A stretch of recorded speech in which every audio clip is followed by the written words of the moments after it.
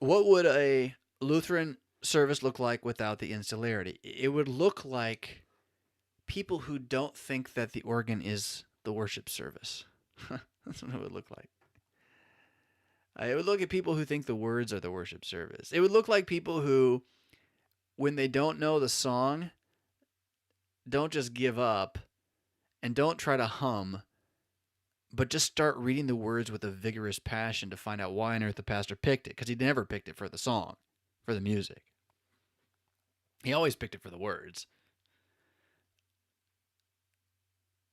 It would look like a congregation that, if it couldn't afford an organist or find an organist, wouldn't insist on playing organ on a CD, but would do something else to just sing the words. Now, that's just, that is ballpark, right? That's just like really broad brush. But, and immediately I think of a couple of friends of mine and my father, an organist, lifelong, who always want to say, but the organ is the most capable instrument for leading congregational song. And they amass their arguments.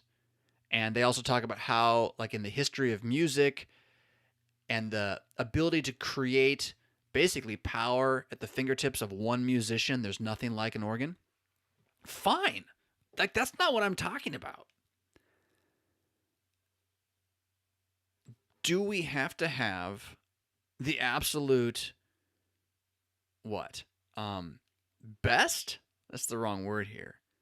Because we've always had something, and that thing happens to be, officially speaking, the absolute best thing of its kind in the world,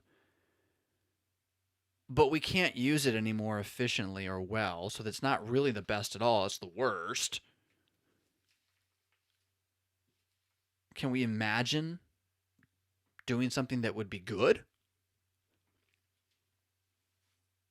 Right? I mean, and it's amazing if someone's like, which instruments he's thinking about? Okay, come on. I have tried so many times in my life to convince the congregation, or a small group of us at various places, we can just sing. Like, you don't need an instrument to sing. How do we grew you up, we taught you in such a way you're afraid to speak your faith and you're afraid to sing? What on earth?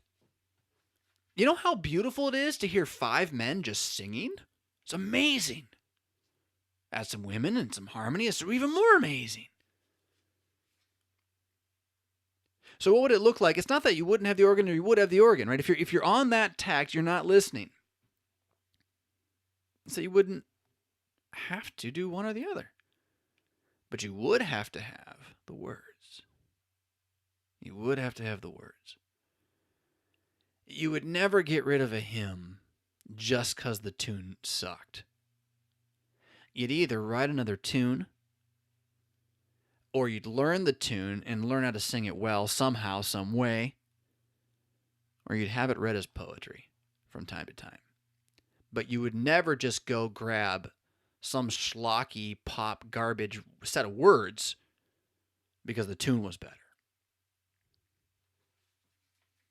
And no matter what side of the worship wars you're on, I hate to break it to you, we all fail in that test. How many Luther hymns are sung? How often? So, what would it look like? It would look like we are fearless. It would look like we are fearless. And I'm not saying that there won't be saint and sinner realities. There are. There's going to be conflict. But we would face it with the word together